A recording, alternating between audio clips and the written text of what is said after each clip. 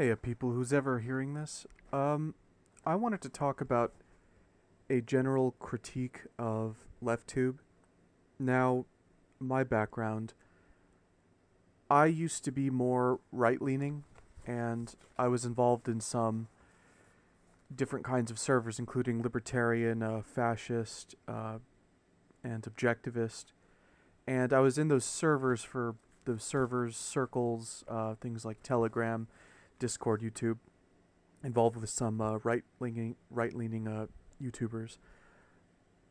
I saw much of what they stood for, what they believed in, and was very much repulsed by it after a couple of years. Now, it took me a while to finally get the guts to just sort of abandon those social groups called Turkey. Now, I just want to be straightforward with that. But that is not actually the main theme of this.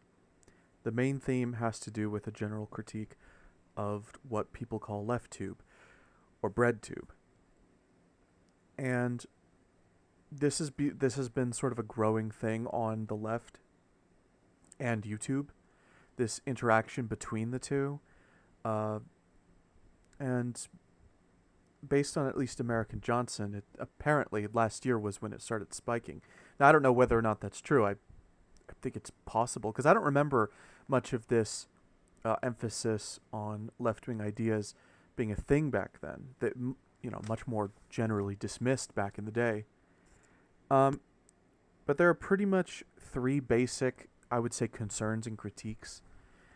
In a sense, these are just sort of bringing up the concerns into a coherent format. The first one would be the problems with cancel culture. And I've heard a lot about this. And I can understand both sides of this particular issue because it sort of revolves around the problem of self-policing. And I think this is a problem that you would run into without any kind of authoritative structure. Because presumably, cancel culture, based on what I've heard, is much more about, or should be, I should say, about separating the problematic person from those spaces in which they can victimize others for the sake of the victim. So this is about, the victim. But then there's an element within it which is what you could call retributive. And I know within a lot of left-leaning circles, retributive justice is seen to be not very effective, as well as not being very moral. And I think that's very much understandable. So there is the sort of the competing desires for thinking about the interests of the victims and then thinking about the possibility of redemption for the victimizer. Now, I think that, if you try to balance these two, you're inherently going to run into problems. There is kind of like a inherent conflict here. And I think that if you go too much to one side or the other, you do get a kind of, like, if you go onto the side of, being 100% with the victim, which, to be honest, I tend to prefer, you become a little too retributive. But if you go on the other side, you end up essentially ignoring the plight of the victim and just sort of naively running around trying to help the victimizer. Now, this is something that's been addressed by more people recently. And they've been decent, like Angie Speaks and Mexi, but I think it's a bigger problem than perhaps they think, because it's not so much about merely being merciful or, I would like to point out, though, that there are different degrees. Like, if someone says something homophobic or racist or this or that, and they don't realize that it is that, I don't think that they should be canceled. I think that's ridiculous. And people like Angie Speaks and Mexia brought up those examples. But to be honest, though, those examples are kind of low-hanging fruit. They're not really the substantive problems that we could perhaps imagine, as well as experience. So, I'm just sort of throwing that out there. The other second problem, and this is a problem that Zizek has pointed out, but it has always been the one of the primary apprehensions that I've personally had when it comes to the left, and that is a lack of a coherent depiction of what would follow a revolution and why it would necessarily be better than whatever the horrid system we have now is. Um, like I'm not completely convinced that whatever is being sold to everyone, as far as these different revolutions, these different revolutionary ways of organizing people and societies, I'm personally not that convinced that it would be that much better. I mean, you can say that it would be that much better, but without the actual like hard stuff of organization, I and like the the exact description of the dynamics and organization and how things would work and why it would work that way. Not that you want it to work that way, but why it would necessarily work that way once you have the structure set up. And this is going to, I'm going to give a basic, almost neoliberal kind of response, but people are selfish. I think that's, in the capitalistic sense to some degree. Not perfect rational agents, no. But I think people are selfish to some degree. Now, whether or not that is just a product of capitalism, I think is up for debate. However, the issue is, presumably, even if you did have a revolution, the sort of, we'll call it de-egoizing of the self is not just going to happen instantaneously. It's not like if you get rid of capitalism, suddenly the years and history of and processes that capitalism has built up, all this baggage, is just going to vanish. That's going to take presumably a long time. So what I want to know is, how is this new revolutionary structure going to then function with post-capitalist people?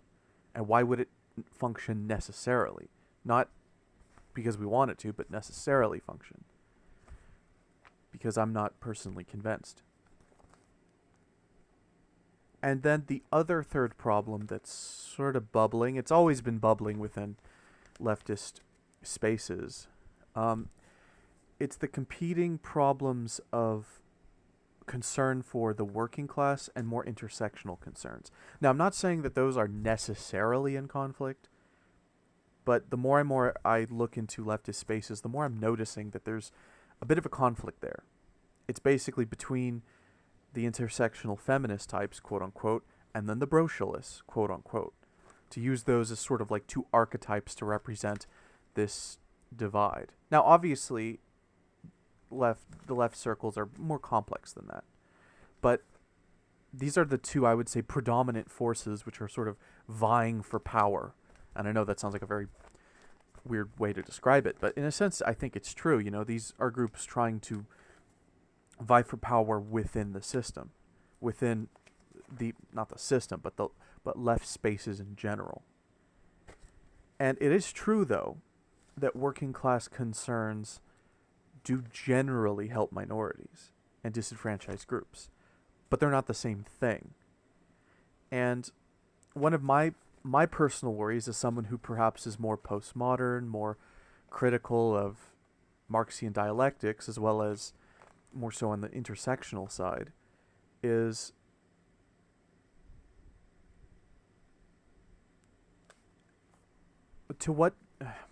how far are we willing to go to make spaces that are more inclusive of so-called working class people? One thing I find is that when people use the term working class, what they're generally saying is the white male working class. And I hate to put it that way, the white straight male working class, white straight cis male working class. But that's sort of what the meaning in the subtext, because whenever it's brought up, especially in leftist spaces, I notice that it's sometimes contrasted with LGBT groups, racial minorities, and women, implying that this is something separate from them, and that these concerns are separate from the intersectional concerns. And I've seen it done accidentally, like plenty of times, like where people will imply it. They won't state it explicitly, but they will imply it by how they're framing the discussion. And I think the recent productions by Angie Speaks sort of attest to that, and some of the comments by Peter Coffin as well. Now this gets into a lot of other issues, but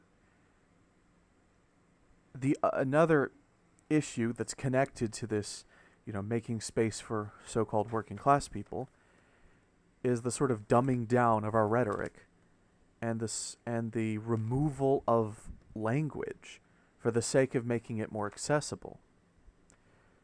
I don't think that this helps anyone.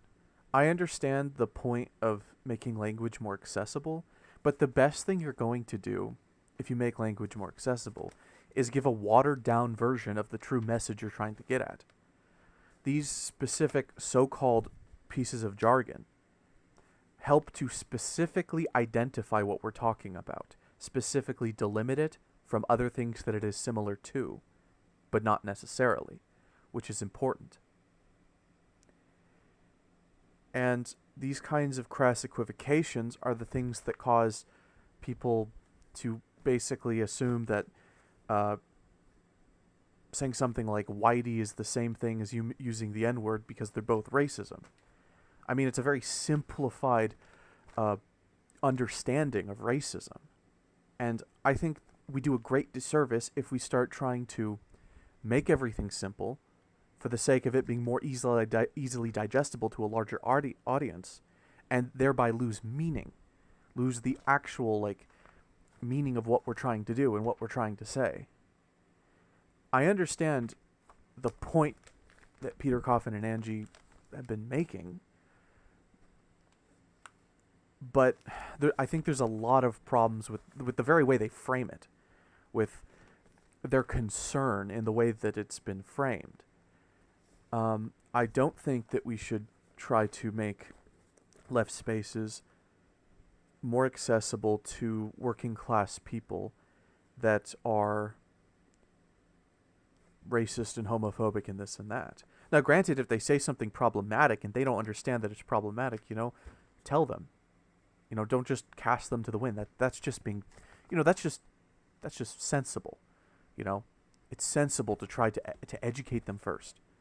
But we shouldn't allow them to keep getting away with their crudeness and then say, well, they're working class. They can't help it. First of all, that's just patronizing. And second of all, that puts minorities in a really bad spot. Because then essentially, anytime that they get angry at this quote unquote working class person for saying something problematic, when they know, the important part is when they know it's problematic, then they can just turn around and say, well, you're being classist. You can't expect me to follow your complex academic rules, which frankly is absurd. That's ridiculous. And especially minorities should not have to tolerate that bullshit. And the other component is the dumbing down of the words, of the language we use to be more accessible to working class people. I just don't think that we should do that. I think that there's other ways to make it more make it more easily apprehended without losing substance. At least I certainly hope so. Now, this is just kind of like a basic rant, and I'm not really anyone of any significance, really. But I just thought I'd, throw in my 2 cents. Thank you very much. Have a nice day.